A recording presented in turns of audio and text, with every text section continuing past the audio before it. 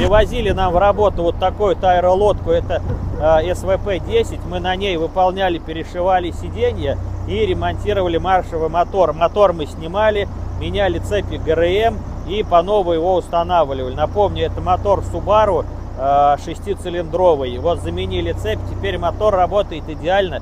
И завтра мы отдаем его нашему клиенту.